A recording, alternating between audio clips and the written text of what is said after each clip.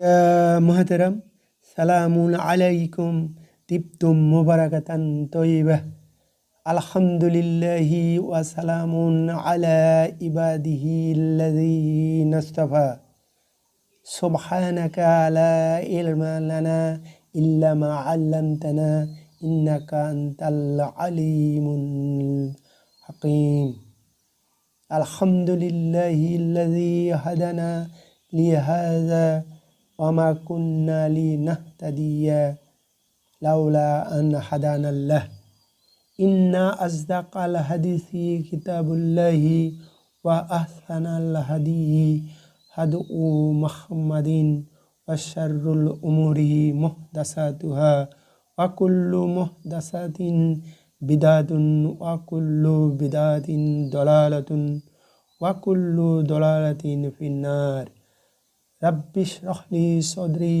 ويسر لي أمري واحلل عقدة من لساني يفقهوا قولي واجعل لي وزيرا من أهلي ربي زدني علما ربي أعوذ بك من همزة الشياطين وأعوذ بك ربي أن يحضرون بسم الله الرحمن الرحيم আল্লাহু আল্লাহ। প্রিয় মহতারাম, আজ আমাদের 23তম ক্লাস। আজকের বিষয় লাম হরফ পরিবার নিয়ম। এই নিয়মটা শুধু আল্লাহ সুবহানাহু ওয়া তাআলার জন্য, এ নামের জন্যই এই নিয়ম। অর্থাৎ লাম হরফটি পোর ও বারিক দুইভাবে পড়তে হয়। পোর পড়ার নিয়ম হলো, অর্থাৎ মোটা করে পড়ার নিয়ম হলো, এই শব্দটা আগেই থেকে পরিচিত, আপনাদের এতদিন শুনেছে। পোর ও বারিক এই শব্দ দুটি তো আল্লাহ শব্দের আগে বা লাম শব্দের আগে, কারণ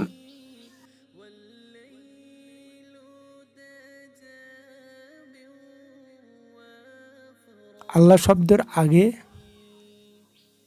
যদি কোনো অক্ষরের উপর জবর বা পেশ থাকে, তাহলে এই লামটা পোর করে পড়তে হবে।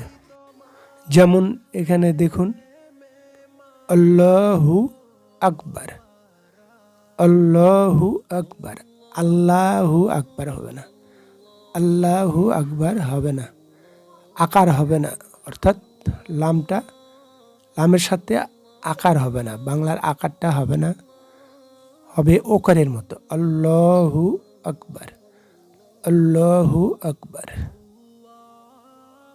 তারপরে দেখুন, আল্লাহুস সামাদ, আল্লাহুস সামাদ, ওয়াল্লাহু আলাল্লাহি। পরেরটা ভুল হয়েছে, তালের উপর জের নয়, পেশ হবে। আব্দুল্লাহি, আব্দুল্লাহি, এখানে জের আছে, দালের উপরে পেশ হবে। আব্দুল্লাহি, আল্লাহি, আব্দুল্লাহি, এরকম হবে।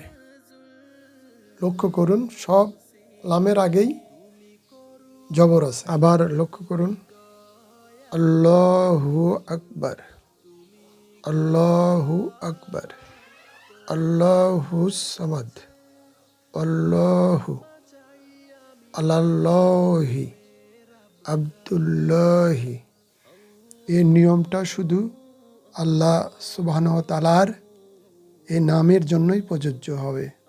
অন্য কোনো শব্দের ক্ষেত্রে এই নিয়ম খাটবে না, এই নিয়ম প্রযোজ্য হবে না, শুধু আল্লাহ সুবহানাহু ওয়া তাআলার জন্যই।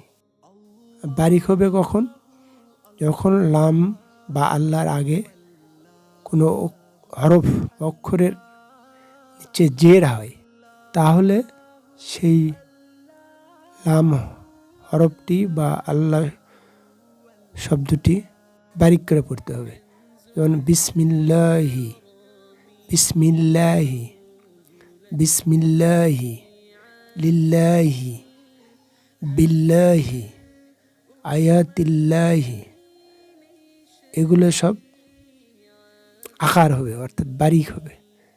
আয়াতিল্লাহি, আয়াতিল্লাহি, তিল্লাহি, বিসমিল্লাহি, লিল্লাহি, বিল্লাহি, আয়াতিল্লাহি, অর্থাৎ লামের সাথে স্পষ্ট আকার হবে।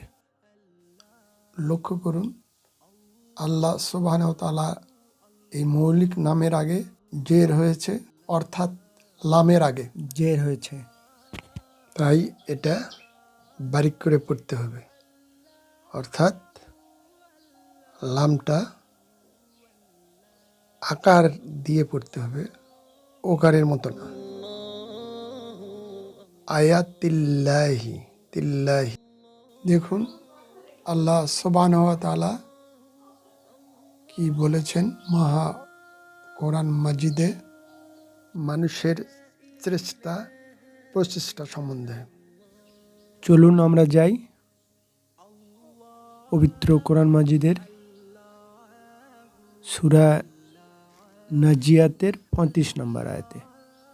দেখুন এখানে আল্লাহ সুবহানাহু ওয়া তাআলা বলেছেন, সেদিন মানুষ স্মরণ করবে যা সে চেষ্টা প্রচেষ্টা করেছে। চেষ্টা প্রচেষ্টার এখানে প্রাধান্য দেওয়া হয়েছে এবং এটাই কিয়ামতের মাঠে আল্লাহ সুবহানাহু ওয়া তাআলা সেই হিসাবেই পুরস্কার দিবেন। আল্লাহ দেখবেন যে মানুষ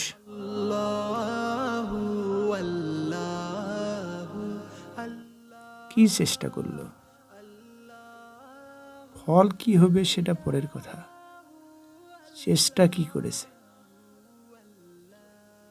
এটাই আল্লাহ সুবহানাহু ওয়া তাআলা তার উপরই যজা দিবেন। এটা থেকে তো এটাই বোঝা যায় চেষ্টার অনেক যজা পাবে ইনশাল্লাহ। তো প্রিয় মোহতারাম, আজ এ পর্যন্তই।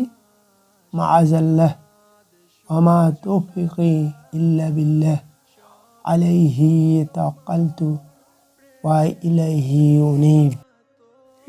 এই চ্যানেলটি ভালো লাগলে একটি লাইক দিন, সাবস্ক্রাইব করুন এবং পাশের বেল আইকনটিতে ক্লিক করুন। লা কুওয়াতা ইল্লা বিল্লাহ। আসসালামু আলাইকুম ওয়া রাহমাতুল্লাহ। আল্লাহ হাফিজ।